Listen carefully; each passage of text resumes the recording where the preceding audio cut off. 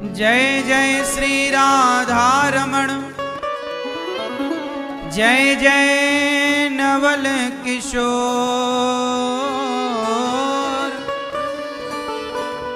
जय गोपी चित चोर प्रभु,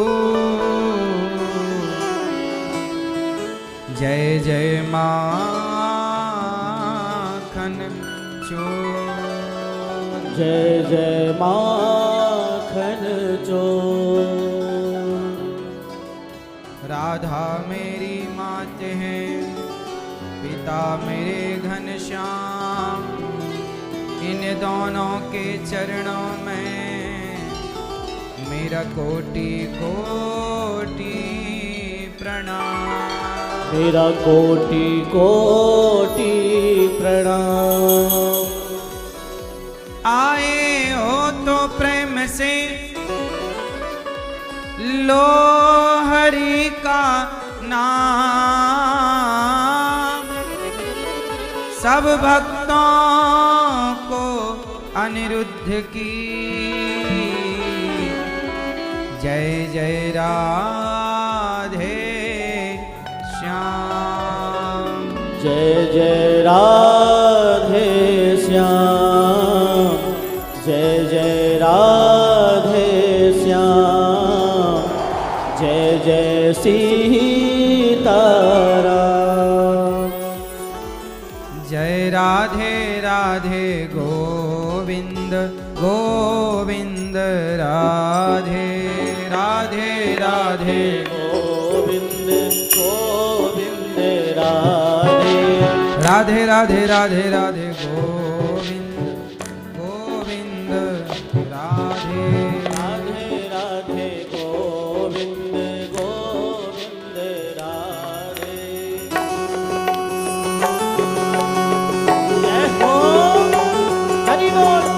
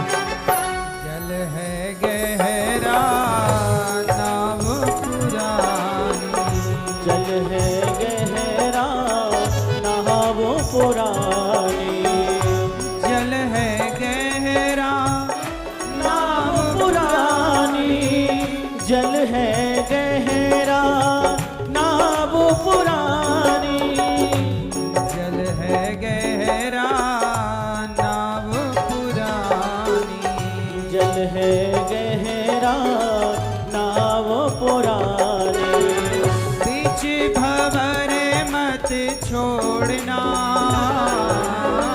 बीच भंवर मत छोड़ना,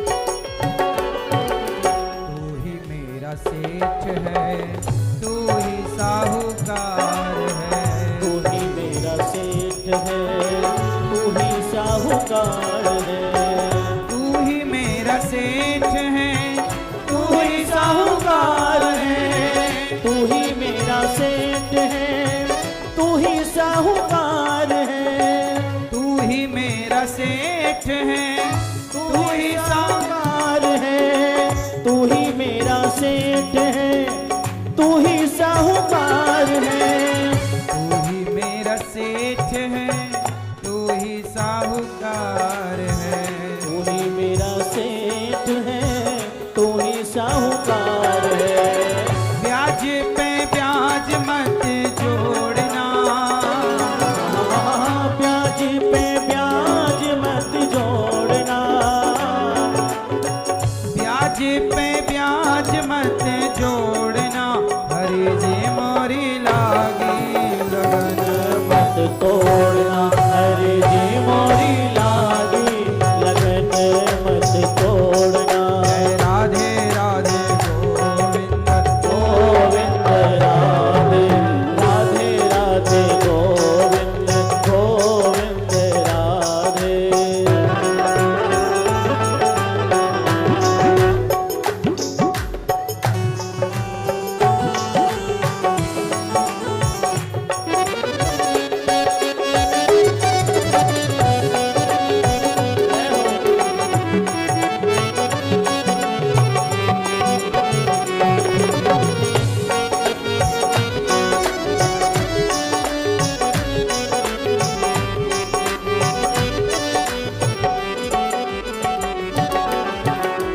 खेती बुवाई मैंने तेरे नाम की, खेती बोवाई मैंने तेरे नाम की, खेती बुवाई मैंने तेरे नाम की, खेती बोवाई मैंने तेरे नाम की, खेती बुवाई मैंने तेरे नाम की।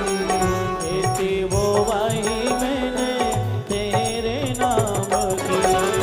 मेरे भरोसे मत छोड़ना, मेरे भरोसे मत छोड़ना, मेरे भरोसे मत छोड़ना, मेरे भरोसे मत छोड़ना। हरी जी मोरी लागी लगन मत तोड़ना, हरी जी मोरी लागी लगन मत तोड़ना। जय राधे राधे गोविंद गोविंद राधे। जय राधे राधे गोविंद गोविंद राधे। दोनों हाथ उठाइए, प्रेम से गाओ। जय राधे राधे गोविंद गोविंद राधे। जय राधे राधे गोविंद गोविंद राधे। गोविंद राधे गोपाल राधे। गोविंद राधे गोपाल राधे। गोविंद राधे गोपाल राधे। गोविंद राधे गोपाल राधे। गोविंद राधे गोपाल राधे। गोविंद राधे गोपाल राधे। जय राधे राधे राधे राधे राधे राधे गोविंद गोविंद राधे राधे राधे गोविंद गोविंद राधे। राधे राधे गोविंद गोविंद राधे। राधे राधे गोविंद गोविंद राधे। राधे राधे गोविंद गोविंद राधे। राधे राधे गोविंद गोविंद राधे। राधे राधे गोविंद गोविंद राधे। राधे राधे गोविंद गोविंद राधे। राधे राधे गोविंद गोविंद राधे। गोविंद गोविंद राधे। बोले भक्त वत्सल भगवान की जय कृष्ण कन्हैया लाल की जय। जय जय श्री राधे।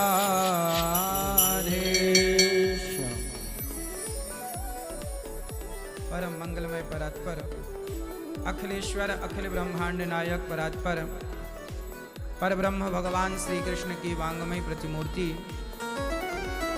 श्रीमद् भागवत महापुराण।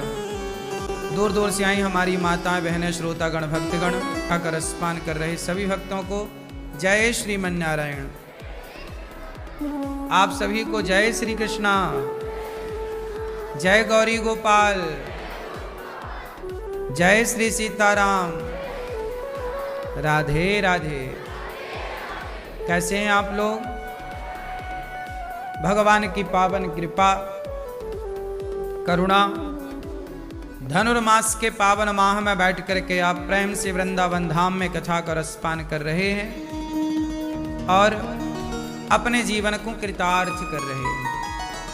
भगवान की अहेतु की कृपा आप पर हम सब पर है कि भगवान ने हम सबको देखो धाम में बिठाकर कथा की गंगा में डुबकी लगाने का परम सौभाग्य दिया है। आप सारे लोग बड़े भाग्यशाली हैं कि भगवान ने आपको वृंदावन धाम में बुलाकर अपनी कथा सुनवाकर प्रभु ने अपने चरणों से जोड़कर आप पर अनुग्रह किया है, कृपा की है। प्रिय भक्तों, इस कथा में आप लोग बड़ी दूर दूर से आकर के परीक्षित बन करके भागवत जी के पोथी पाठ यहाँ आप लोगों ने कुछ लोगों ने बिठाए हैं। आप सबका मंगल हो, सदा भगवान की कृपा करुणा आप पर बनी रहे कि आप लोगों ने भागवत जी के पोथी पाठ बिठाकर भागवत जी सुनाकर अपने पितरों को, अपने माता को, पिता को आपने बड़ा उपकार किया है पितरों पर। जब आप पितरों पर भागवत सुनाकर उपकार करते हैं तो पितर भी फिर आपको सब कुछ देते हैं।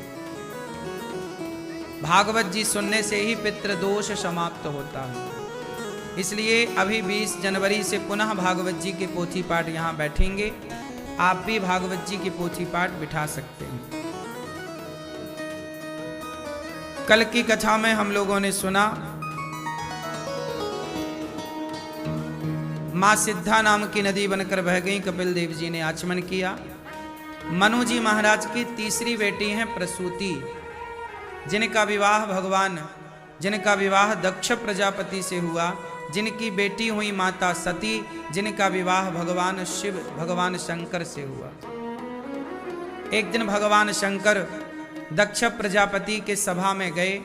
भरी सभा में दक्ष ने भगवान शिव का खूब अपमान किया। दक्ष ने भगवान शंकर का क्या किया? अपमान। जब भगवान शिव का अपमान हुआ तो शंकर जी ने कोई उत्तर नहीं दिया अपमान का। ये कथाएं हमें ये सिखाती और समझाती हैं कि कभी अपमान का प्रत्युत्तर ना दिया करो। जो बड़े होते हैं, समझदार होते हैं, वो जल्दी से उत्तर नहीं देते अपमान का। जो मूर्ख होते हैं वो अपमान का उत्तर अपमान से देते हैं। हाँ या ना? आपने हमें गाली दी और हमने भी आपको गाली दी, इससे पता लगता है कि कितने बड़ी मूर्खतापूर्ण हमने व्यवहार किया। यदि आपने हमें गाली दी और हमने उस गाली का कोई उत्तर नहीं दिया, मतलब आप बहुत समझदार हैं। शंकर जी भरी सभा में बैठे, ऐसे ही सभा लगी, बड़े लोग देवता बैठे, सब बैठे। दक्ष प्रजापति ने भरी सभा में भगवान शिव को अपमानित किया। शंकर जी को गालियां देने लग गया दक्ष। दक्ष कौन है? शंकर जी के ससुर जी। अब ससुर जी गाली दे रहे हैं और शंकर जी चुपचाप बैठे सुन रहे हैं, है ना मैया? आप सुन लेती हो गालियां? नहीं सुनती हो? तुरंत आप गालियों के बदले गालियां ले ले ले।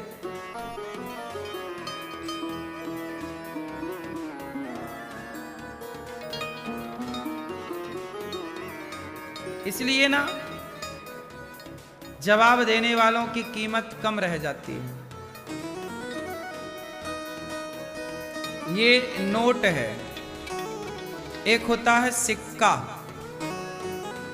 दोनों को हम ऊपर फेंकें तो आवाज किस में ज्यादा होगी? सिक्के में आवाज ज्यादा होती है। नोटों में आवाज नहीं होती ना के बराबर। नोट आवाज नहीं करते, इसलिए नोटों की कीमत ज्यादा होती है। सिक्के आवाज करते हैं, इसलिए सिक्कों की कीमत कम होती है। सिक्के बने तो ज्यादा से ज्यादा 20 रुपए के बने, नोट बना तो 500 का बना, 1000 का भी बना था वो तो बंद हो गया। सिक्का 100 का है 200 का है, सिक्का 500 का है नहीं, नोट 500 का है, क्योंकि आवाज नहीं करता।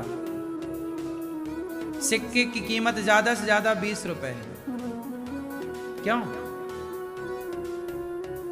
क्योंकि आवाज ज्यादा करते हैं। और दुनिया में किसी देश में बड़े कीमती सिक्के न मिलेंगे आपको, किसी देश की करेंसी में नोट ही मिलेंगे आपको। जो आवाज करता है ना, उसकी कीमत कम ही होती है। इसलिए ज्यादा शोर ना किया करो, ज्यादा आवाज ना किया करो, ज्यादा उत्तर ना दिया करो कि तुम्हारी फलाने ने कुछ कहा तो तुम भी मैं कम हूं क्या। ये 2 कौड़ी की सोच है। जवाब देना जरूरी नहीं है। कीमत कम है तुम्हारी, सस्ते हो तुम, थोड़ा महंगे बनो, कीमती बनो। कीमती कहां से बनोगे?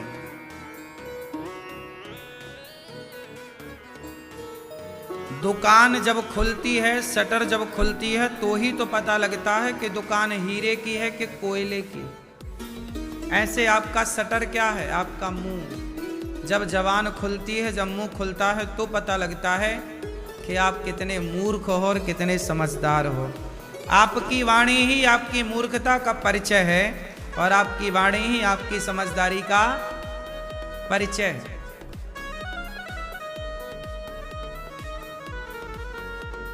बोलते हैं श्री कृष्ण और बोलता है दुर्योधन। कृष्ण ने बोला तो गीता बन गई और दुर्योधन ने बोला तो सर्वनाश हो गया। कहां से खेल शुरू हुआ? बोलने से। ए दुशासन, जाओ द्रौपदी को पकड़ के लाओ, कपड़े उतार दो। कपड़े उतार दो, यह शब्द कहां से निकला था? दुशासन जाओ पकड़ के ले आओ द्रौपदी को, कहां से निकला? शूर्पणखा कह रही है रावण सीता बहुत सुंदर है, तुम्हारे योग्य है। शब्द कहां से निकले? खेल कहां से शुरू हुआ? वाणी। इसलिए कहता हूं सिक्के ना बनो, खनकते ना रहो। आप लोग भी अपने बटुए में सिक्के कम रखते हैं, नोट ज्यादा रखना पसंद करते हैं, क्योंकि ये बजते ज्यादा है। बोलो हाँ, सही है। सिक्के रखना भी लोग पसंद नहीं करते। ये बात सही है कि गलत है? बजते हैं ना, खनकते हैं। इसलिए ज्यादा बजने वाला, ज्यादा बोलने वाला कीमत क्या होती है? कम। यदि आप ज्यादा बोलते हैं तो आप अपनी कीमत खुद कम कर रहे हैं। यदि आप कम बोलते हैं तो अपने आप अपनी कीमत बढ़ा रहे हैं। मौन रहो तो ही अच्छा है। दक्ष बोलते गए, दक्ष बोलता गया, इसलिए बकरे का सिर लगाया गया। शंकर जी चुपचाप रहे, इसलिए देवाधिदेव महादेव बन गए। शंकर जी चुप रहे ना, चुप रहते हैं। जब भरी सभा में शंकर जी का अपमान हुआ, चुपचाप उठकर चले गए। दक्ष गालियां देता रहा, श्रापा श्रापी भी हुई, शाप दिया एक दूसरे को। शंकर जी ने कोई जवाब नहीं दिया, चुपचाप चले गए। दक्ष बाद में क्या किया? उसने यज्ञ किया कनखल में, सबको बुलाया, भगवान शंकर को नहीं बुलाया। माता सती को लगा मेरे पिता यज्ञ कर रहे हैं, मैं जाऊं। शंकर जी ने कहा बुलाया नहीं है तो जाना सही नहीं है। जहां जाना कहां चाहिए? भगवान की कथा हो, भगवान का दर्शन हो, मंदिर हो। मंदिर में भगवान की कथा में बुलावे की जरूरत नहीं। कथा में वृंदावन मंदिर तो बिना बुलाए जाओ, पर किसी व्यक्ति के घर जाओ, रिश्ते के घर जाओ, तो बिना बुलाए भी यदि आप गए हैं तो तब जाओ। जैसे गुरु के घर बिना बुलाए जाना चाहिए। गुरु के घर बुलावे की जरूरत, पिता के घर बुलावे की जरूरत नहीं है। पिता के घर बिना बुलाए जाओ। बेटी पिता के घर कभी भी जा सकती है, उसे बुलावे की जरूरत। ये बात सती माता ने कही कि वो तो मेरे पिता हैं, तो पिता के घर जाने से दिक्कत क्या है? शंकर जी ने कहा पिता के घर तो बिना बुलाए जाना चाहिए, पर उस पिता के घर बिना बुलाए जाना चाहिए, उस घर में जाना चाहिए जहां आपके जाने से सामने वाले को प्रसन्नता हो। क्या हो? जैसे आप आए तो हमें प्रसन्नता हुई कि आप आए। ऐसे पिता आप गई तो बाप प्रसन्न, अरे मेरी बेटी आ गई, गले लगा लिया, मतलब बाप खुश। लेकिन वहां मत जाओ, भले वो बाप ही क्यों ना हो। आप गई पर वो प्रसन्न ही नहीं था। तो जहां प्रसन्नता ना हो आपके जाने से, वहां क्या जाना? तो शंकर जी ने कहा माता सती से कि देवी, तुम्हारे पिता तुम्हारे जाने से प्रसन्न ना होंगे। माता सती बोली क्यों? वो तो मेरे पिता हैं। बोले नहीं, तुम्हारे पिता हैं, पर उन्होंने जानबूझ कर के तुम्हें और हमें निमंत्रण नहीं दिया। वो चाहते ही नहीं है कि हम तुम जाएं। यदि चाहते तो सबको बुलावा भेजा, हमें भी भेजते। मत जाओ सती। पर सती नहीं मानी, पिता का मोह। माता सती बिना बुलाए पिता के घर गईं, और जब गईं तो माता बड़ी अच्छे से मिली, माता सती की माता। पर दक्ष ने सीधे मुंह बात नहीं की कि बेटी आओ, बैठो, कैसी हो, हम भूल गए निमंत्रण देना, अच्छा तुम आ गई, अच्छा हुआ। कुछ भी बात नहीं की। माता सती को लगा कि मेरे पिता का व्यवहार आज कोई ठीक नहीं लग रहा। कोई बात नहीं, पिता व्यस्त होंगे शायद, इसलिए ध्यान नहीं दिया होगा। तो वहां पर यज्ञ कुंड में गई, यज्ञ वेदियों के पास गई, यज्ञशाला में माता सती गई। और जब वहां जाकर देखा तो देवताओं का भी वहां स्थान था। देवताओं का भी वहां स्थान नियुक्त था। जो शंकर जी से बहुत छोटे लोग हैं उनका भी वहां स्थान था। पर पूरे यज्ञ मंडप में माता सती को कहीं भगवान शंकर का स्थान नजर नहीं आया। जब माता सती को लगा कि मेरे पति का अपमान हो रहा, शंकर जी ने मना किया था मत जाओ सती, मैं चली आई। अब कैसे पति का अपमान बर्दाश्त करूं? पिता के द्वारा पति का अपमान कैसे बर्दाश्त करूं?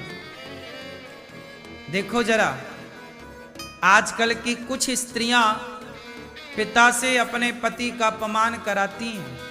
कुछ स्त्रियां अपने भाई से अपने पति का अपमान कराती हैं, पर यह बिल्कुल गलत है। माता सती ने देखा कि मेरे पिता के द्वारा मेरे पति का अपमान हुआ। माता सती बोली कि अब जीने से क्या फायदा। दक्ष पर भड़क गई। ऐ दक्ष, अब देखो बाप से बात कर रही है माता सती। ऐ दक्ष, तुमने सही नहीं किया। मेरे पति तो मुझे दाक्षायणी कहकर बुलाते थे।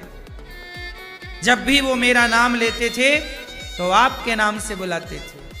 आपका बड़ा आदर करते हैं मेरे पति भगवान शंकर, पर आपने मेरे पति का अपमान किया है पिताजी। अब मैं शिव के अपमान की बेटी बनकर के कैसे शिव को मुंह दिखाऊं? अब तो मैं दक्ष की बेटी कहलाती हूं ना, और दक्ष तो शिव द्रोही है। दक्ष तो शिव द्रोही है, तो शिव द्रोही की पत्नी बनना, मतलब शिव द्रोही की बेटी बनना, ये मुझे स्वीकार नहीं। आज से मैं शिव द्रोही की बेटी कहलाऊंगी, और शिव द्रोही की बेटी कहलाना मेरे लिए सही नहीं है पिताजी। अब मैं जीकर क्या करूं? उसी यज्ञ कुंड में अपने माता सती ने योग अग्नि से अपने शरीर को जलाकर भस्म कर दिया, और देखते देखते माता सती जल करके जब भस्म होने लगी, नंदीगण दौड़े दौड़े गए, हे भोलेनाथ गजब हो गया, माता सती नहीं रही, आपके वियोग में उन्होंने प्राण त्याग दिया। शंकर जी दौड़ पड़े, वीरभद्र को भेजा। वीरभद्र ने जाके दक्ष का सिर तोड़ करके, उखाड़ करके और स्वाहा कर दिया। भगवान शिव ने माता सती के जलते शरीर को लेकर दौड़े। जब जलते हुए शरीर को, माता सती के शरीर को लेकर शंकर जी चले, तो माता सती का शरीर जल करके गिर रहा था। तो जहां जहां उनके शरीर के अंग गिरे, वह एक एक शक्ति पीठ बनती चली गई। 52 शक्ति पीठ हैं। 52 शक्ति पीठ चलती गिरती चली गई माता। कहीं हाथ गिरा, कहीं दांत गिरे, कहीं शरीर के अनेक अनेक अंग गिरे। वह एक एक शक्ति पीठ बनती चली गई। ऐसे 52 शक्ति पीठों का प्रतिष्ठा हुई, जिसमें 51 शक्तिपीठ भारत के अंदर हैं। एक शक्तिपीठ चूंकि भारत का ही एक टुकड़ा है पाकिस्तान, तो हिंगला शक्तिपीठ पाकिस्तान बंटवारे के टाइम पाकिस्तान की सीमा में चली गई। 51 शक्तिपीठ भारत में, एक हिंगला पाकिस्तान। 52 शक्तिपीठ तैयार हुए। भगवान शंकर ने दक्ष के यज्ञ को विध्वंस कराया। ब्राह्मणों ने भगवान शिव की आराधना स्तुति की।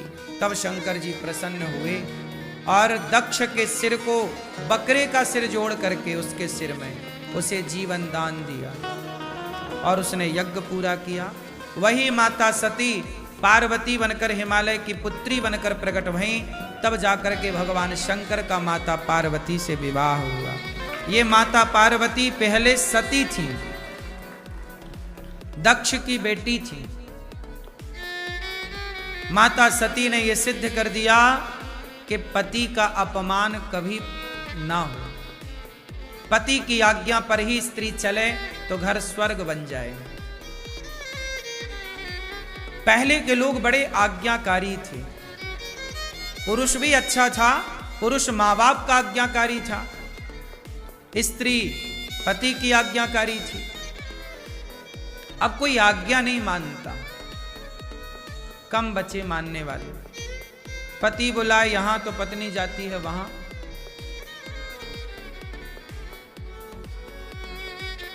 पिता बुलाए यहां तो बेटा जाए कहां। अब आज्ञाएं कम मानते हैं लोग, मानता कोई नहीं है। उतना ही मानते हैं लोग जितना उनके मतलब का होता है।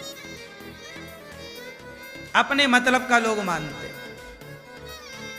हर आज्ञा में लोग अपना स्वार्थ ढूंढते हैं कि इसमें मेरा स्वार्थ क्या है। उद्दालक और आरुणी की कथा तो आपने बचपन में पढ़ी होगी। उद्दालक आरुणी, गुरु ने कहा कि जाओ, पानी बरस रहा है, जरा खेत में मिट्टी, खेत की मेड़ तोड़ देते हैं ना थोड़ी सी, तो पानी खेत का निकल जाता है, किसान लोग। तो बेटा जाओ, खेत में पानी का भरना जरूरी है। पानी भरेगा तो वो पानी जमीन के भीतर जाएगा और फसल बढ़िया होगी बाद में। तो शिष्य गया तो वहां मिट्टी डाले तो इतना तेज बहाव था पानी निकलने का कि माटी रुके ही ना। तो वो अपने खुद लेट गए। क्या किया उन्होंने? खुद लेट गए खेत में, वहां पानी ना जाए, खुद की आड़ बना ली और लेट कर पीछे से मिट्टी डाले। लेकिन लेटे ही हैं तो मिट्टी डले कितनी। जब गुरुजी ने देखा कि सारे शिष्य आ गए, ये कहां रह गया उद्दालक, तो जाके देखा तो वो आवाज लगाई, बेटा कहां हो? गुरुजी जाकर देखे तो लेटा पानी में, पानी ना भाग। गुरुजी की आज्ञा थी ना कि खेत से पानी ना निकल जाए, अब माटी डालें तो निकल जाए, तो खुद लेट गए। मतलब इस तरह की आज्ञा का पालन।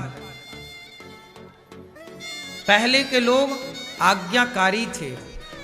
कैकेयी ने कह दिया वनवास जाना है राम, जो आज्ञा, उस आज्ञा में कोई किंतु परंतु कुछ नहीं। राम ने कहा सीता मां को वनवास जाना है, जो आज्ञा। तुम्हारा पति कहे वनवास जाना, तुम 17 केस लगा दोगी दहेज वहेज का, पागल हो गया, मेंटल है।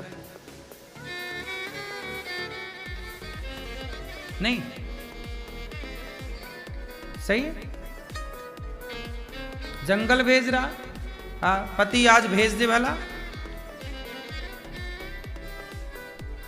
आजकल तो मायके जाने से मना कर दो तो पत्नियां बोलती अब तलाक ले लेंगे। मना कैसे किया? तुम्हारी ये हिम्मत? क्योंकि आज्ञा का पालन ही नहीं है। ना पुरुष आज्ञा का पालन कर रहा है, पुरुष कौन सा कर रहा है, ना शिष्य आज्ञा का पालन करने को तैयार है। आज्ञा पालन अब कम रह गई है। शंकर जी ने बोला था ना माता सती को मत जाओ, कहां मानी? नहीं मानी तो जलना पड़ा। आज्ञा का उल्लंघन किया माता सती ने। इसलिए कभी भी आज्ञा का उल्लंघन ना हो। माता की आज्ञा का पालन हो, पिता की आज्ञा का पालन हो, गुरु की आज्ञा का पालन हो, पति की आज्ञा का पालन हो। और आज्ञा का पालन करना चाहिए, पर उसी आज्ञा का ये भी विचार करने का विषय है गहराई से कि किस आज्ञा का पालन करें। यदि आज्ञा ही गलत है तो उस आज्ञा का पालन बिल्कुल ना करें। जैसे माता कैकेयी ने आज्ञा दी भरत राजा बन जाओ, कैकेयी की बात राम ने तो मानी, पर उसी कैकेयी की बात भरत ने नहीं मानी। कैकेयी की बात सौतेले बेटे, सौतेला मतलब राम जी तो कैकेयी के सौतेले पुत्र हो गए ना, तो कैकेयी की आज्ञा सौतेले बेटे ने तो मान ली, पर सगे अपने बेटे ने कैकेयी की बात नहीं मानी। भरत जी ने कहां बात मानी? बोली कि राजा बनना है, नहीं बनूंगा। तो यह भी विचार का विषय है कि कौन सी आज्ञा माने। कहीं मां बाप तुम्हारे मोह में अंधे तो नहीं हो रहे हैं, कहीं मोह में गलत डिसीजन तो नहीं ले रहे हैं। इसलिए वो गलत आज्ञा है तो ये विचार कर लो कि यदि ये गलत है तो वो नहीं माननी। गुरु भी गलत आज्ञा दे तो गुरु की मत मानो। राजा बलि के गुरु शुक्राचार्य ने कहा कि ये वामन भगवान को तुम 3 पग भूमि का दान मत करो,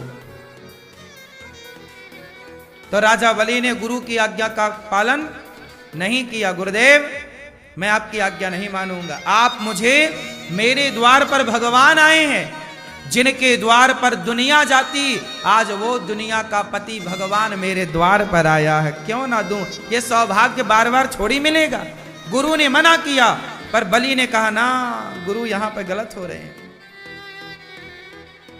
यदि ईश्वर से विमुख गुरु कर रहा है तो ऐसे गुरु की आज्ञा का पालन नहीं करना चाहिए। गुरु की आज्ञा वही मानो जिस आज्ञा से आप भगवान के सन्मुख खड़े हो जाएं। गुरु की वो आज्ञा मानो जिस आज्ञा से तुम्हारा भक्ति बढ़े, तुम्हारी भक्ति बढ़े, तुम्हारा प्रेम बढ़े, तुम्हारा ज्ञान बढ़े। वो आज्ञा मत मानो जिस आज्ञा से तुम भगवान से विमुख हो जाओ। अब गुरु कहे कि भगवान ले जाको नदिया में बहा दो, ऐसे गुरु की आज्ञा बिल्कुल नहीं माननी। राजा बलि ने गुरु की आज्ञा नहीं मानी। पिता कहे कि भगवान को भूल जाओ, तो बाप ही क्यों ना हो, बाप की ये आज्ञा भी नहीं माननी। प्रहलाद जी ने बाप की ये बात कहां मानी? हिरण्यकश्यपु कहता तो था कि मैं ही भगवान हूं, मेरा नाम जब क्या भगवान भगवान लगा रखा है तूने। पर प्रहलाद जी ने कहा पिता गलत है। जहां मां गलत है तो मां की आज्ञा नहीं माननी, पिता गलत है तो पिता की नहीं, गुरु गलत है तो गुरु की नहीं। इसका मतलब ये नहीं अब एक लड़की आई मेरे पास, गुरुजी मैं एक लड़के से बहुत प्यार करती हूँ, मेरी माँ कहती है कि इससे ब्याह ना करना, इससे दूर रह। अब बताओ गुरुजी, मैं माँ की ये बात मानूं कि नहीं मानूं? आजकल लोग ना उतना ही मानना चाहते हैं जितने में उनका मतलब निकल जाए, है ना। माँ बाप की बात तब वो वाली बात मान लेंगे जिससे उनका मतलब निकल जाए, और यदि मतलब सिद्ध नहीं हो रहा तो माँ बाप की भी नहीं मानते। तो तुम्हें किसी लड़के और लड़की से प्यार हो गया और माँ मना कर रही है कि उससे ना मिलो, उससे ब्याह ना करो, तो ये बात माँ की जरूर माननी चाहिए, क्योंकि यहां पर माँ सही है, तुम गलत हो।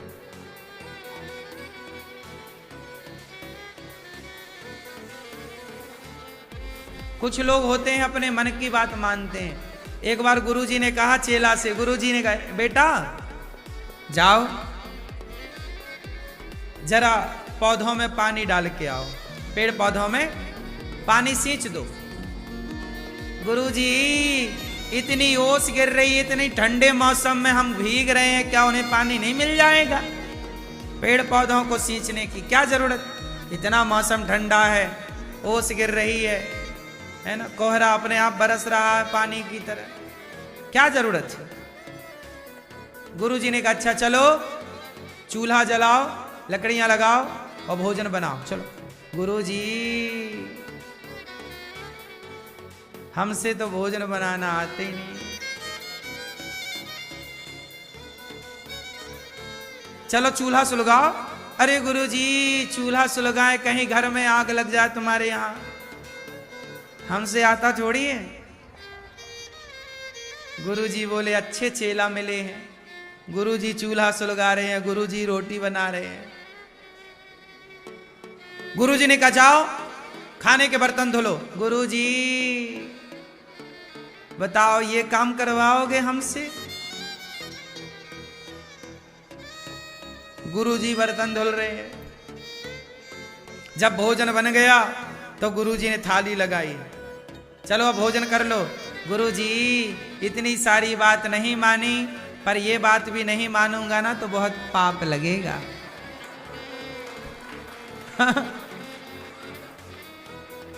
ये तो मान लेता हूं, आपकी आज्ञा है कि खाओ तो खा लेता हूं। आया खा गया, पूरा खा गया। तो आजकल आदमी उतनी ही बात मानता है जितने में उनका स्वार्थ है, अपने अपने मतलब की बात लोग मान रहे हैं। अच्छा शास्त्रों की बात, अब जैसे हम कहते हैं ना कि सच बोला करो, झूठ बोलना पाप है। नदी किनारे सबको पता है कि झूठ बोलना पाप है, पर आप लोग झूठ बोलते हैं। मेरी आप ये बात नहीं मानते, क्यों? क्योंकि आप उतनी ही मानेंगे जितने से आपका काम चल जाए। आप उतना सच बोलेंगे जितने की आपको जरूरत है, बाकी आपका यदि काम स्वार्थ लग रहा है कि यार झूठ बोलने से हमारा फायदा हो रहा है, तो आप सब गुरु की बात भूल के अभी का फायदा देख लो, होने दो फायदा, झूठ बोल लो। आज आदमी झूठ बोलता, 1500 के लिए झूठ बोल देता है। बोलो हाँ, अरे 1500 छोड़ो, 10-10 रुपए के लिए लोग झूठ बोलते हैं, मैंने देखा। कितने के लिए? 10 रुपए, 5 रुपए के लिए झूठ बोल देता है आदमी।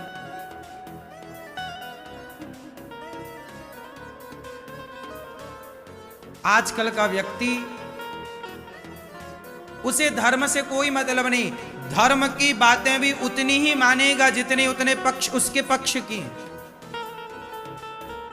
वो नहीं मानेगा जो उसे लग रहा है कि नहीं जी इसको नहीं, हम कैसे माने।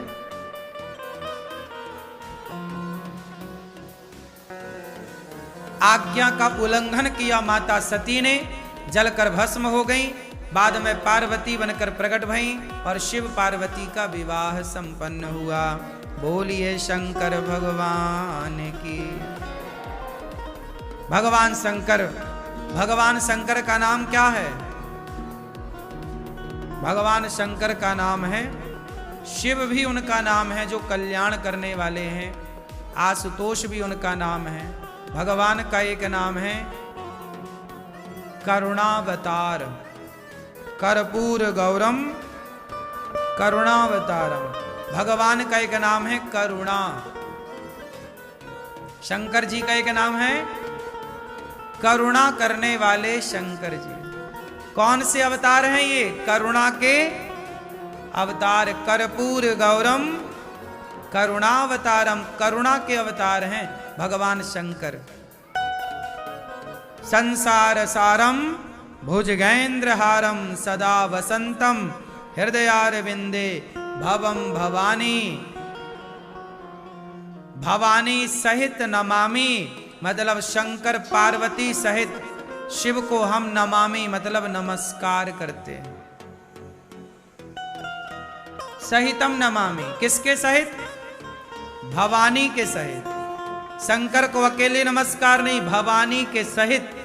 भवम भवानी सहितम, सहित नमामि मतलब भवानी के सहित मतलब पार्वती के सहित हम शिव को नमस्कार करते हैं। कौन शिव? जो कर्पूर गौरम, कपूर की तरह गोरे हैं शंकर जी। शंकर जी काले हैं कि गोरे हैं? कैसे हैं शंकर जी? शिवलिंग तुम्हें काला दिखता है, तुम्हें लगता है कि ये तो काले हैं। शंकर जी काले नहीं हैं, शंकर जी गोरे। कर्पूर गौरम, कपूर की तरह गोरे। कपूर कितना सुंदर होता, कपूर सफेद। कर्पूर गौरम, गोरे हैं कपूर की तरह। स्वभाव है करुणा से भरा हुआ, करुणावतार। संसार सारम, संसार का संहार करने वाले। संसार सारम भुजगेंद्र हारम, इनका हार क्या है? सर्प। भुजगेंद्र, भुजंग मतलब सांप। भुजगेंद्र हारम, हार क्या है? सर्प।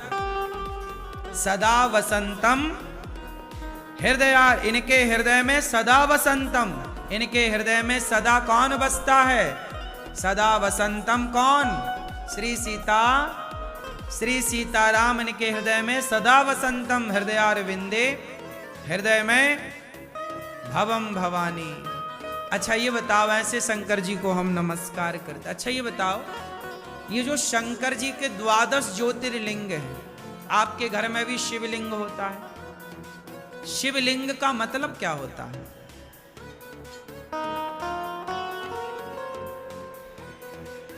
भैया बताओ, शिवलिंग मतलब क्या? क्या है ये शिवलिंग? भैया भैया बताओ, ये भैया मोबाइल वाले, शिवलिंग मतलब क्या?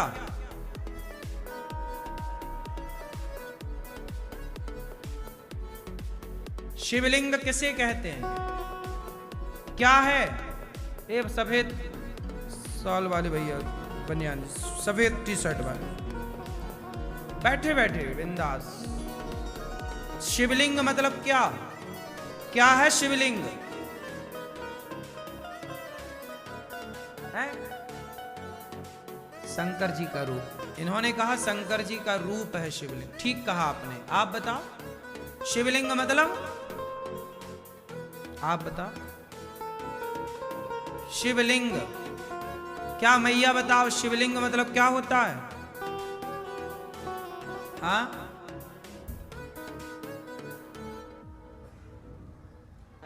शिवलिंग मतलब क्या?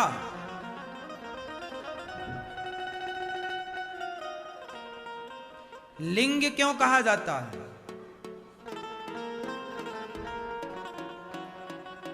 लिंग मतलब यहां लिंग शब्द किसके लिए प्रयोग हुआ है? शिवलिंग। तो क्या ये जो आकृति है, क्या वो शिवलिंग? लिंग यहां शब्द क्यों प्रयोग हुआ? लिंग क्यों कहा जाता है? लिंग से यहां क्या अर्थ है? बोलो।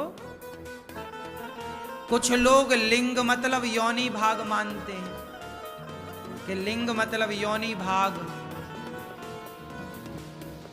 तो क्या शिव का वह योनि भाग है जिसकी आप पूजा करते हैं? तो शिवलिंग का अर्थ क्या हुआ? आज सुन लो ध्यान से। शिवलिंग, लिंग होता है प्रतीक। जैसे स्त्रीलिंग, पुरलिंग और नपुंसक लिंग, हम 3 लिंग पढ़ते हैं पुस्तक में। कितने लिंग पढ़ते हैं? स्त्री लिंग का मतलब है स्त्री से, पुरलिंग का मतलब है बोलो पुरुष से, ना कि पुरुष के किसी एक योनि भाग से। यहां लिंग का प्रयोग योनि के अर्थ में नहीं है। यहां लिंग जैसे बोला गया कि ये पुरलिंग है, पुरलिंग मतलब पुरुष, तो पुरलिंग में सारा पुरुष आ गया कि नहीं? पूरा, आंख भी आ गई, नाक भी आ गई, मुंह भी आ गया, पांव भी आ गए, पेट भी, क्यों जी सब आया? बोलो हाँ कि ना? जैसे लिंग कह दिया पुरलिंग तो पूरा पुरुष आ गया, स्त्रीलिंग मतलब पूरी स्त्री आ गई, नपुंसक लिंग मतलब पूरा नपुंसक आ गया। उसी तरह जब शिवलिंग कहा गया तो पूरे पूरे भगवान शिव आ गए। चूंकि भगवान शिव निराकार हैं, तो निराकार का प्रतीक है शिवलिंग। शंकर कैसे हैं? विराट हैं। शंकर कैसे हैं? विराट मतलब बड़े। शंकर कैसे हैं? विराट हैं, बहुत बड़े हैं। तो बहुत बड़ी प्रतिमा कैसे बनाए शंकर जी की? तो उस बहुत बड़े परमात्मा को जो निराकार है, उस निराकार को एक आकार दिया गया, तो वो आकार दिया शिवलिंग का। उस लिंग में, शिवलिंग में हम पूरे शिव को देखते हैं, ना कि केवल योनि भाग को। हम उस शिवलिंग में ही अपने शिव की जटा भी देखते हैं, शिव के जटा से निकलती गंगा को भी देखते हैं, शिव के मस्तक पर चंद्रमा को भी देखते हैं, और शिव के पांव को भी देखते हैं, चरणों को भी। तो पांव से लेकर जटा तक पूरे शिव समाये हैं उस शिवलिंग में। वह जो शिवलिंग है वह निराकार का प्रतीक है। किसका प्रतीक है? किसका? निराकार का। वह निराकार का प्रतिनिधित्व कर रहा प्रतीक है।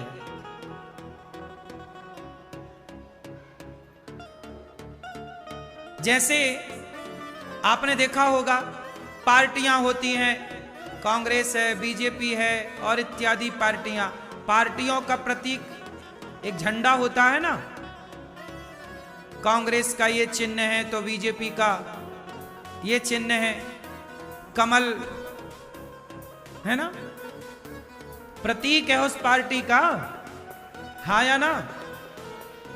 हर पार्टी का एक होता ना सिंबल, सही बोल रहा हूं? उसी तरह भगवान शिव को प्रकट कैसे, पार्टी का क्या है? झंडा। ऐसे शिव का क्या है? वह शिवलिंग ही शिव को प्रणाम कराने वाला है। जब आप वहां मस्तक झुकाते हैं तो वो मस्तक शिव पर झुकता है। जब शिव पर जल चढ़ाते हैं तो वह जल शिव तक पहुंचता है। जब उस शिवलिंग पर बिल्वपत्र चढ़ाई जाए तो वह शिव तक पहुंचता है, क्योंकि यहां से यही कनेक्ट है ना। वो बिंदु से ही तो सिंधु है, बिंदु ही ना हो तो सिंधु कैसे हो? एक ही ना हो तो 9 कैसे हो? बोलो। अंक सबसे बड़ा है 9, बोलो हाँ, सही है। लेकिन वो 9 क्या है? डायरेक्ट 9 है कि पहले 1 है?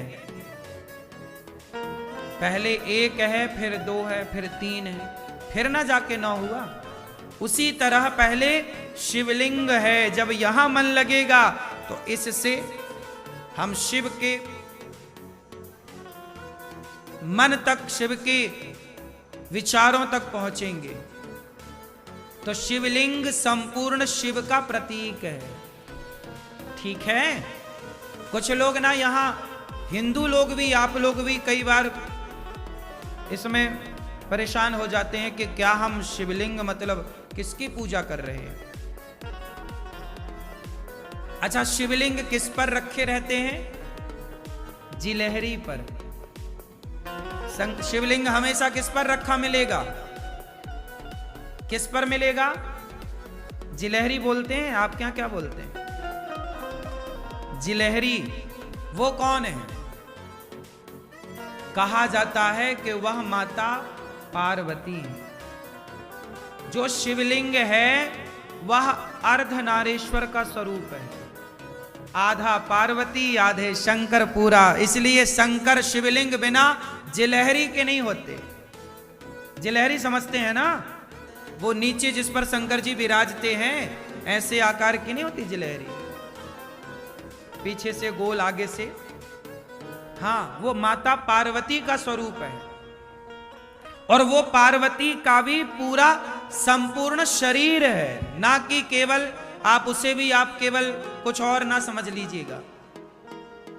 वह भी पार्वती माता पूरी पूरी हैं और शंकर जी पूरे पूरे हैं। लेकिन हम जगत के प्राणियों को ये दिखाना है कि हम दोनों एक हैं, इसलिए शिव जी का एक रूप बना अर्धनारीश्वर। क्या बना? आधा शिव और आधा, इसी को बोलते हैं शिव शक्ति। क्या बोलते हैं? शिव और शक्ति। इससे शंकर जी ये बताना चाहते हैं कि जैसे पार्वती के बिना शिव का अस्तित्व नहीं है और शिव के बिना पार्वती का अस्तित्व नहीं है, शिव के बिना शक्ति का और शक्ति के बिना शिव का अस्तित्व नहीं है, ऐसे पत्नी के बिना पति का और पति के बिना पत्नी का कोई अस्तित्व नहीं है। यह एक गृहस्थ आश्रम की बात है। इसलिए शिव पार्वती हैं वो, उसे आप अर्धनारीश्वर भी कह सकते हैं अपने आप में वो पूर्ण पूर्ण पार्वती और पूर्ण शिव। पर भगवान शिव का ये स्वरूप है जिसे हम शिवलिंग कहते हैं। अनेक अनेक टाइम पर 12 ज्योतिर्लिंगों की स्थापना हुई, अनेक अनेक स्थानों पर। भगवान राम ने जब शिवलिंग बनाए तो राम के हाथों से बनाए हुए शिवलिंग का नाम पड़ा रामेश्वर। क्या नाम पड़ा? जब भक्तों पर अपार संकट आया, एक राक्षस ने पूरे संसार में हाहाकार मचाया, उस राक्षस का संहार करने के लिए उसका काल बनकर जब महाकाल आए तो कालों के काल महाकाल उनका नाम पड़ा। तो वह वहां आए उज्जैन में और वहीं उनकी प्रतिष्ठा हुई, तो वह महाकालेश्वर हो गए। रामेश्वर हर शिवलिंग की, हर लिंग की अपनी अपनी एक महिमा है। 12 ज्योतिर्लिंगों में हर 12 ज्योतिर्लिंग के हर प्रत्येक स्थान की अपनी अपनी एक कथा है और एक महिमा है। शंकर जी के मस्तक से क्या बह रही है? बोलो। शंकर जी कह रहे हैं कि कितना भी टेंशन हो, पारिवारिक व्यापारिक, लेकिन हमेशा दिमाग को ठंडा रखना, सिर पे गंगा का होना, ये है। सदा ठंडे रहो, कभी गर्म ना होने दो, भेजा ठंडा रखो। शंकर जी क्या रमाते हैं? भभूति। क्या लगाते हैं? पाउडर। कौन सा है? पॉन्स कौन कह रहा है?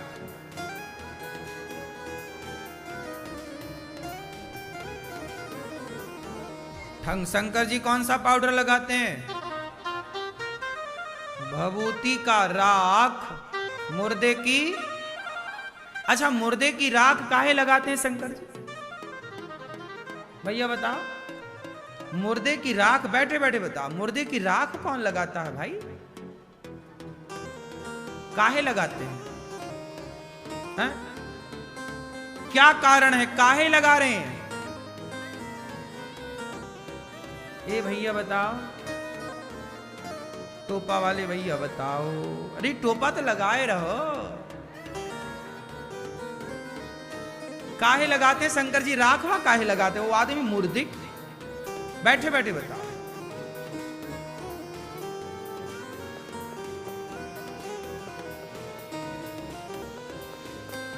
सही है।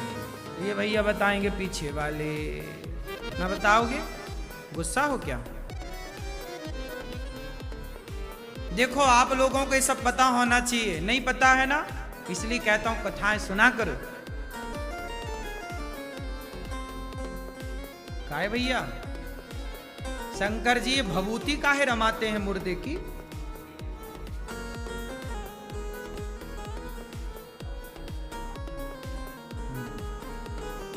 हाँ साची कहे।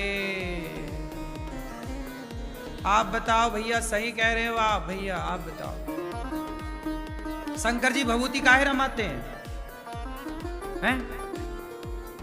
उनको पसंद है।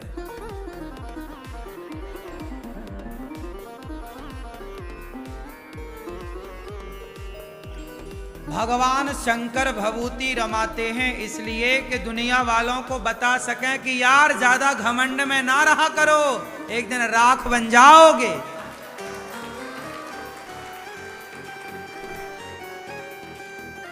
काय का घमंड है तुम्हें? शंकर जी की राख ये बताने के लिए है कि यार काहे घमंड करता है, तेरे जैसे कितने यहां लपटे पड़े हैं। क्यों? तुम्हारे जैसे कितने राख बन के उड़ गए। घमंड किसका है? इसलिए राख लगाकर शंकर जी तुम्हें मैसेज दे रहे हैं कि ज्यादा उड़ो मत, चलो। अब पता लगा काहे लगा रहे हैं शंकर जी भभूति? अब बताओ। अभी भी नहीं बता रहे हो? बताओ लाला। कल को कोई दूसरा विधर्मी तुमसे सवाल करेगा, तुम भी ऐसे ही कर दोगे? अरे जवाब देना सीखो, अपने धर्म का पक्ष रखना सीखो। हम ये सारी चीजें इसलिए बता रहे हैं डीप पे जाके, ताकि तुमसे कल को कोई सवाल करे। शिवलिंग पर सवाल होते ही रहता है, तुम्हें उत्तर पता होना चाहिए। शिव भभूति क्यों रमाते हैं, ये तो उत्तर पता होना चाहिए तुम्हें। क्यों बताओ, क्यों रमाते हैं शंकर जी भभूति? हाँ क्या? हाँ अहंकार नहीं करना चाहिए, घमंड नहीं होना चाहिए। किस बात का? एक दिन आदमी राख बन जाता है। कभी घमंड। इसलिए शंकर जी कौन देवता है? संहार के देवता हैं। किसके देवता हैं? और संहार मतलब भभूति, संहार मतलब चिता। संहार का तात्पर्य चिता से है, संहार का तात्पर्य भभूति से है। तो संहार के देवता हैं शंकर जी, इसलिए भभूति रमाते हैं कि भाई साहब मैं ही हूं संहार का देवता। ज्यादा घमंड में ना रहना, देखो एक दिन तुम्हारी भी राख ऐसी हो जाएगी। इसलिए शंकर जी का संबंध है संहार से। इसलिए बिंदास जीवन जियो, शंकर जी से सीखो। पानी बस ना चढ़ाते रह जाना, वो सीखना भी है शिव जी से। मैसेज जो मिल रहा है ना शिव से, वो सीखना। शंकर जी के गले में सांप लटक रहे हैं। काहे लटक रहे हैं सांप? कहे शंकर जी सांप काहे पहनते हैं? सांप कौन पहनता भाई? हमारी मैया तो रानी हार पहनती हैं। हाय मैया क्या पहनती हो? कौन सा हार? क्यों रानी आनी हमने सुना था, कहां रानी हार लेवाने चले? रानी हार लेने चले क्या?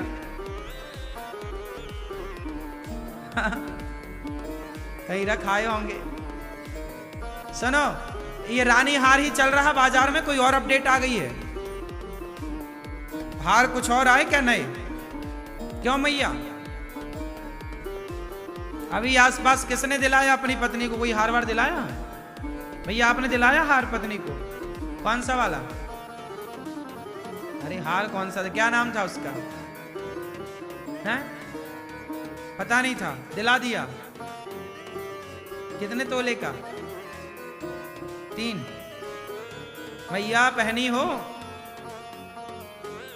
इन्होंने दिया और आपने धर लिया। ये हमारी माताएं भी बड़ी कंजूस होती हैं, पहनती नहीं है, मांगती बस रहती, लाओ हमारे लिए हार। लाओ दिलाओ, जब तक नहीं दिलाओ परेशान है। और मिल गया तो ताला लगा के पैक। पहनने में भी डर लगता, कहीं कोई ले गया तो परेशान हो जाएंगे, फिर रोएंगी यार चला गया। नहीं सही कह रहे हैं, सही है। आप लोग हार पहनते हो, शंकर जी क्या पहनते हैं? सांप, सर्पों की माला काहे पहनते हैं? क्योंकि शंकर जी कहते हैं कि सांप मतलब काल, सांप मतलब काल, सांप मतलब काल। कितना भी सोना चांदी पहन लो, पर तुम्हारे गले तो काल पड़ा ही है। तुम्हारे गले कौन पड़ा है? लोग नहीं कहते यार गले पड़ गया, ये तो हमारे गले पड़ गया। गले पड़ गया मतलब आपके गले कौन पड़ा है? काल। इस काल ने ही तुम्हें बूढ़ा कर दिया। ये मैया के बाल पक गए, सफेद हो गए, किसने पका दिए? काल ने। काल मतलब मृत्यु, मतलब समय, कुछ भी कहो, यमराज कहो, कुछ भी कहो। सांप बिल्कुल यमराज है, सांप बिल्कुल मृत्यु है। शंकर जी कहते हैं कि लोग काल से डरते हैं। लोग किससे डरते हैं? मरने से, मृत्यु से। पर शंकर जी बोले देखो, जिसके हृदय में राम है, काल उनके गले में लटक रहा है, इसलिए नाम पड़ा कालों के काल महाकाल। कालों के काल, काल गले में लटक रहा है। क्यों लटक रहा? क्योंकि हृदय में कौन बैठे हैं? सीताराम। तो ये मैसेज है कि डरने का नहीं, हृदय में प्रभु को बिठाओ तो काल भी तुम्हारा कुछ बिगाड़ नहीं सकता। तुम्हारी मृत्यु बिंदास होगी, अच्छे से जियोगे, अच्छे से जाओगे, और जहां जाओगे परेशान होने की जरूरत नहीं है, बिंदास। मरे, देखो मरने से डर किसे लगता है? कबीरदास जी कहते हैं मरने से सब जग डरा, मेरे मन आनंद, कब मरी हूं कब भेंटी हूं पूर्ण परमानंद। मरने से सबको डर लगता है, पर कबीरदास जी बोले हमें डर नहीं लग रहा। क्यों? कब मरेंगे, कब मिलेंगे भगवान से। तो मरने से सबको डर लगता है। एक बूढ़ी मैया थी आपके गांव में, आपके घर के बगल में। बूढ़ी अम्मा इतनी बूढ़ी हो गई, एक दिन गोबर उठा रही थी, गाय का गोबर उठा रही, बोली हे भगवान हमारी तो मौत भी नहीं आती, बेटा इतना काम करा रहा है, बुढ़ापे में काम करना पड़ रहा, मौत भी नहीं आती कि हम मर जाएं। आदमी गुस्से में क्या बोलता? मौत आ जाती तो मर जाते।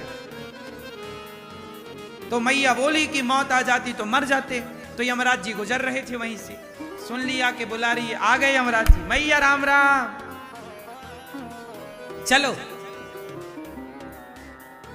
मैया बोली कौन हो तुम? अभी तो आपने बुलाया, मौत आ जाती तो मर। हम मौत है यमराज। मैया घबराई, हे भगवान सही आ गए, सही आ गए। बोले आप यहां कैसे? अरे बोले हम यहीं से जा रहे थे, आपने बोला मौत आ जाती तो हम आ गए। मैया बोली महाराज क्या मैं मजाक भी नहीं कर सकती? अच्छा अब आ ही गए हो तो एक काम करो, ये गोबर जरा उठवा के सिर पे रखवा दो। सुनो अभी बताओ मेरा कितना टाइम है? बोले अभी तो आपका टाइम है, लेकिन आपने बुलाई तो हम अरे महाराज वो तो हमने मजाक किया था आपसे, गोबर उठवाओ जाओ। गोबर लेके भागी बूढ़ी अम्मा। आदमी कहता जरूर है कि मौत आती तो मैं मर जाता, पर मौत आए तो मरने से थर थर कांपता है आदमी।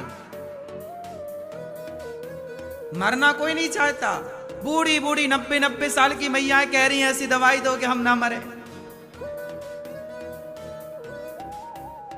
लोग यही कह रहे हैं कि लाओ कोई ऐसी दवाई हो तो बताओ। आदमी मरना नहीं चाहता। पर शंकर जी उस मृत्यु को, जिस मृत्यु से डरते हैं दुनिया के लोग, उस मौत को कहां लटकाए हैं? यह है भगवान शिव का स्वरूप। भगवान शंकर के स्वरूप को समझने के लिए ना बहुत समझ चाहिए, भगवान शंकर का जो पूरा स्वरूप है ना, 3 आंखें क्यों, सिर से गंगा क्यों, चंद्रमा क्यों है, गले में सांप क्यों है, भभूति क्यों है, मृग छाला क्यों है, डमरू क्यों है, त्रिशूल क्यों है, हर एक एक चीज की बड़ी बातें हैं। पूरा स्वरूप शिव जी का शिक्षा से भरा पड़ा, तुम सीखो तो सही। लेकिन लोग शंकर जी से कुछ नहीं सीखते, लोटा भर जल डाल देंगे, उनका काम हो गया। जल चढ़ाते हो भगवान शिव को, बहुत अच्छा है, चढ़ाया करो, परंतु भगवान शिव जो मैसेज दे रहे हैं उसे भी धारण करो। बोलिए शंकर भगवान की जय। मनु जी महाराज की 3 बेटियों की कथा आपको सुनाई गई। मनु जी के 2 बेटे हुए, प्रियव्रत और उत्तानपाद।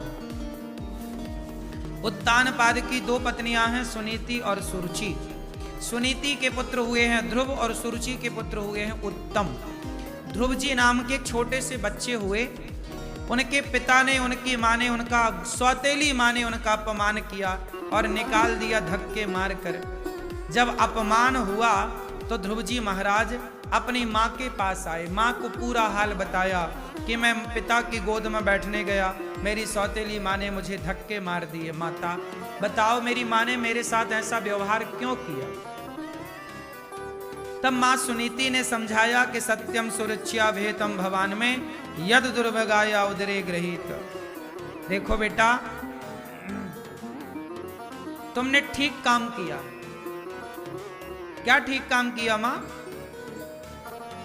तुमने अपनी माँ को कोई जवाब नहीं दिया, ये तुमने अच्छा किया। और जवाब देना भी मत बेटा। तुम्हारी माँ ने कहा है कि तू अभागिन का बेटा है, तुम्हें अपमान किया, कोई बात नहीं। जब कोई आपका अपमान करे तो परेशान ना हुआ करो। अच्छा, लोग अपमान क्यों करते हैं जरा ये बताओ। अपमान किसका होता है, योग्य का कि अयोग्य का? बोलो बोलो, जोर से जोर से। अपमान हमेशा अयोग्य लोगों का होता है। अब राजनीति के तहत योग्य लोगों का भी होता है, ये भी बात ठीक है, इसे हम नकारते नहीं है कि योग्य लोगों का भी समाज में अपमान होता है, ये बात बिल्कुल सत्य है। लेकिन अब मैं जिस बात को कह रहा हूं वो आपके परिवार और व्यवहार की बातें हैं। जैसे आपको कुछ आता नहीं है तो लोग कह रहे तेरे को तो कुछ नहीं आता, जा तू तो ऐसा है। तो अधिकांश समाज में अपमान अयोग्य, मतलब जो जिसके अंदर काबिलियत नहीं है, आप कुछ करते नहीं हैं, बैठे बैठे खा रहे हैं, तो लोग आपका अपमान कर दे, अरे तू तो बैठा बैठा निठल्ला खाता है, कुछ काम धाम तो करता नहीं है।